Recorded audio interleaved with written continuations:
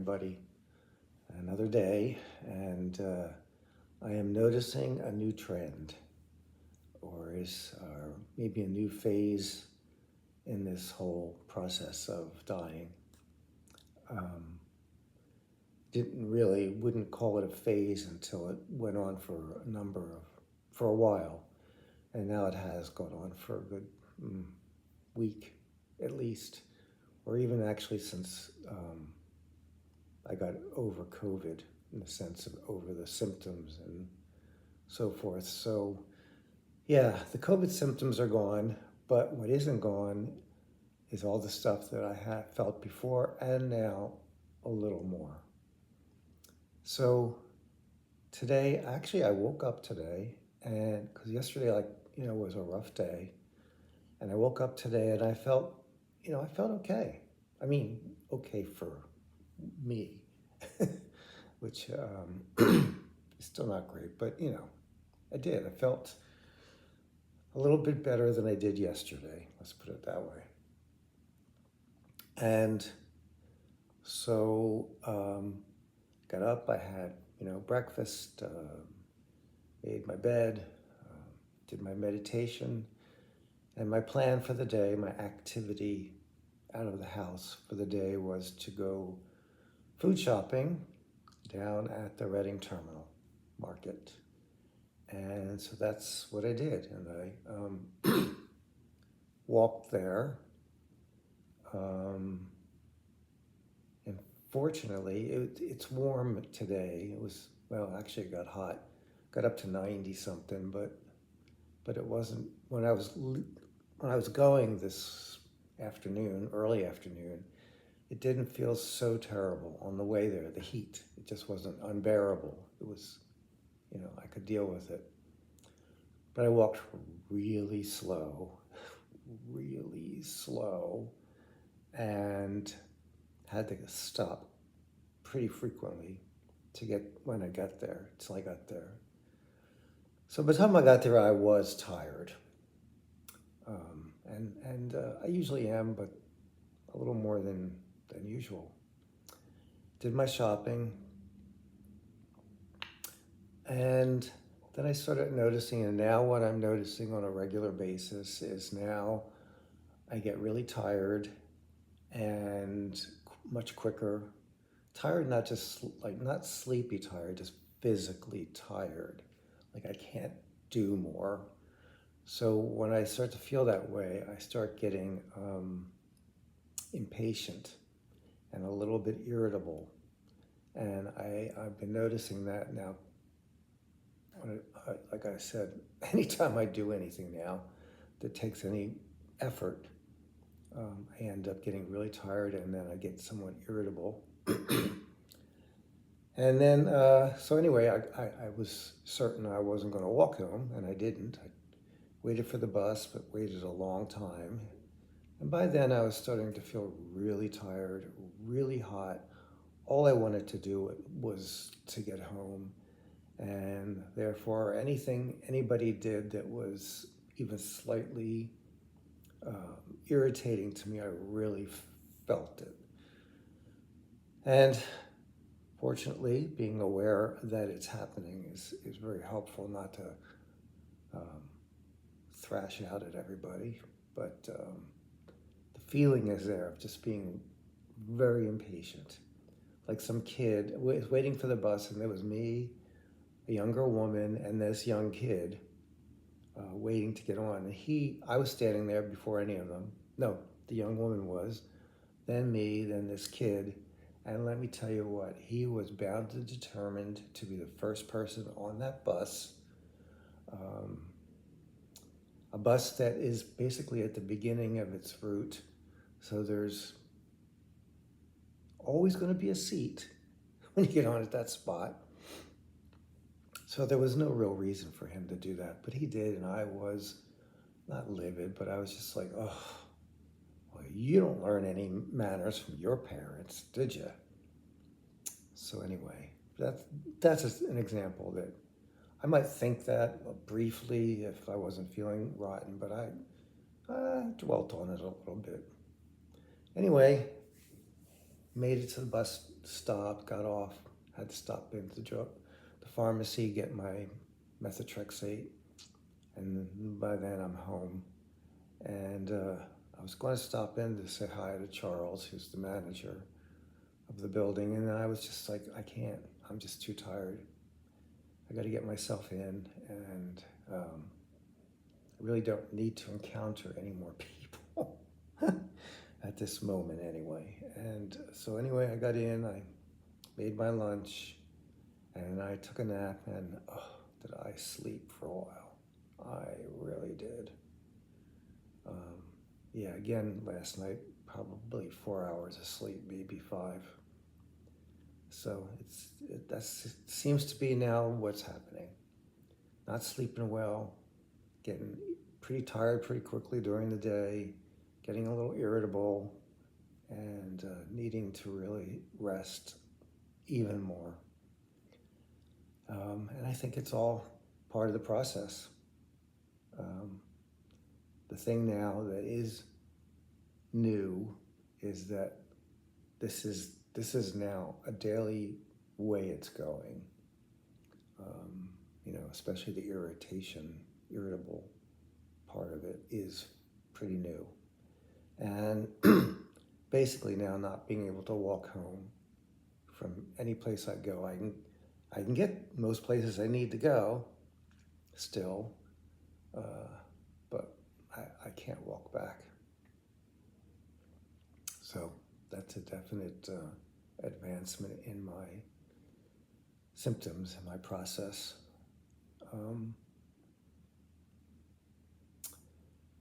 How do I feel? Sad.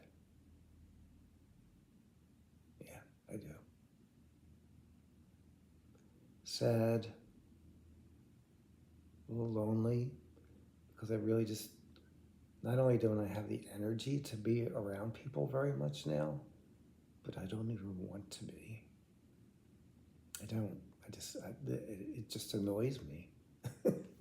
And that's, that makes me sad. It does. I have to say it makes me sad. Because I need people still, We all do, I think. Yeah. So what I feel now needs to happen is I need to adjust to this new level, this new place, this new phase, whatever you want to call it. And it's a new normal. Yeah. And give it a little time and adjust the best I can, and we'll see how it goes. But yeah, really tired. And when I sleep, I dream, just dream and dream and dream. To the point where it's sometimes it's hard to know if I'm asleep or I'm dreaming, or if I'm awake and just thinking, or if it's actually I'm asleep and dreaming. It's hard. Sometimes it's a little hard to tell one from the other at this point. I don't know if that means anything, but that's the way it is. And yeah, so I'm trying to think. I told a little bit of my early story about being born with the heart defect and so on. And, there's been more stuff. The heart has been a major player in my life. My heart, not the heart, has been a major player in my life, always. And always been on one hand, considering everything, it's a marvel that it's been beating over 70 years. It's still going, which is absolutely mind-boggling. And, on the other hand, it's been difficult. It's brought up difficulties over and over and over. After my operations when I was a kid, I had a period of time where I did pretty well. I wasn't going to be in the Olympics or, any kind of sport that, required stamina, for one thing. But fortunately, I wasn't all that interested in that. And, it's that, I went to nursing school back in the 80s and graduated and worked in the ER was my first job. And for quite a while, I enjoyed it until it got pretty depressing, actually, for me. It's just, the constant, everything was an emergency. And, it gets tiresome. For me, it got tiresome to live at that level, to work at that level every day. And back then is when the HIV crisis was starting, early 80s to mid 80s. And I started doing some volunteer work for AIDS organizations and so forth. And a lot of, the people were my friends. This was in Denver, and it's a small community there. At least it was back in the 80s. So, a lot of people, and you go out to Charlie's country dancing on a Friday night and Saturday night, and these are just the people you hang out with, who then became sick, became patients, many of whom died. And so that's what the 80s was like, and I was a part of that in caring for people as a nurse, and very, very happy to have done so, just a wee bit, because then my jobs from then on pretty much were in HIV and AIDS clinics and home care and so forth, hospice in some cases. And then around 1991 or so, dates I'm not very good at, I moved to Los Angeles. I always wanted to live where there were palm trees and where there was no snow, after having lived in Denver, although living in Denver itself isn't that bad as far as snow goes. The mountains get most of it. But anyway, it gets cold. And I was tired of it. And I always wanted to live someplace warm. And I had visited LA in the 80s, and I just wanted to live there. So I did. I moved to Los Angeles. And after a bit of time, I got a job at a HIV clinic and met some of the best friends of my entire life. My friends Pam and Jesse, Gina. There's many more, but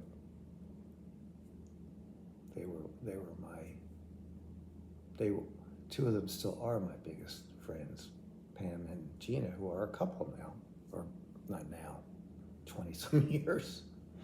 But I watched it happen, them get together, and it was fun. And then in the 90s is when I started having some problems again with my heart. I woke up one morning with my heart speeding away. That was around 1994? No, 96, 5 or 6. And it turned out that it was atrial fibrillation.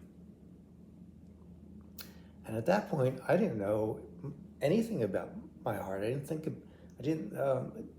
I knew that my heart could be a problem. I knew could be a problem every day, in terms of at least limiting me in some ways. But, I adjusted to it to the point where it really didn't affect my life all that much, because I didn't want to do things that were too hard for me. But when this atrial fibrillation hit, and I went to good doctors in Beverly Hills with Mount Sinai, which was one of the best hospitals in LA at the time. And for 2 years I worked with those doctors who did not know what to do with me. I got out of the AFib because of they cardioverted me, But then we tried every medication under the sun to prevent it again and to calm my heart down, and nothing worked. Absolutely nothing worked. And after 2 years, this doctor says to me, I think maybe it's time that you go to UCLA. There's a doctor there, a Dr. Perloff, who has a adult congenital heart clinic. I was like, a what? Adult congenital? What is that? And it was this clinic specifically for adults, people who have now lived, who didn't used to, but a clinic for people who were born with congenital heart disease and, have had surgeries when they were kids and this and that. And I learned and of course I'm like, okay, I have to go there. And literally in the first appointment, Dr. Perloff said, I know what the problem is. We see this all the time. Atrial fibrillation is often a sign that you need to have your pulmonary valve replaced. A new one put in, since I basically didn't have one. And that was around 1997, that it was. Started the process of then, in 1998, in January, of having another open heart surgery, so my third open heart, to get a new pulmonary valve. And by that point, my heart was in bad shape. I was in heart failure and didn't really know it.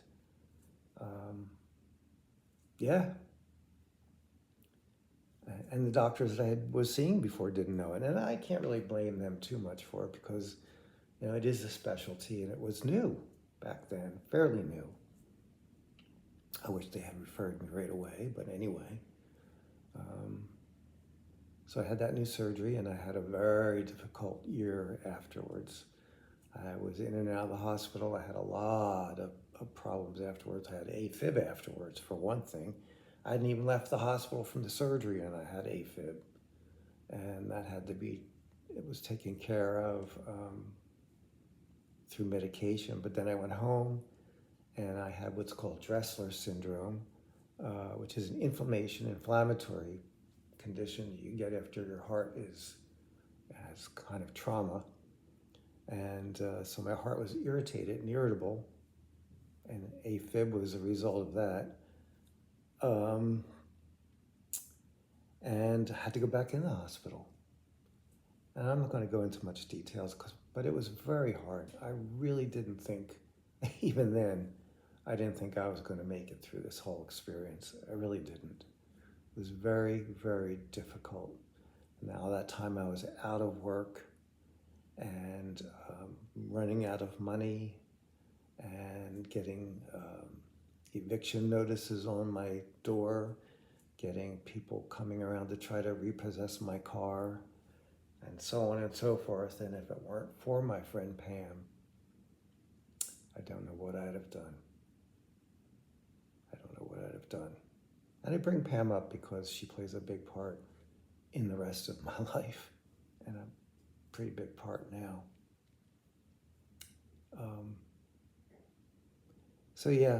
Took a whole year to really recover and start to feel somewhat normal again. And I did. And I felt better because now I had this valve and my heart was doing okay. That was 1999 by then. And so that's enough of the background for today. I'll continue it later because this is getting long and getting tired. So anyway, new phase, new time, a new part of the experience of dying. And thanks for coming along with me. I guess now, as they say on YouTube, you can like, if of course, if you like the video, or if it's any interest or help to you, like the video and subscribe to my channel. It's weird to say that. Anyway, there you go. That's that. Talk to you later.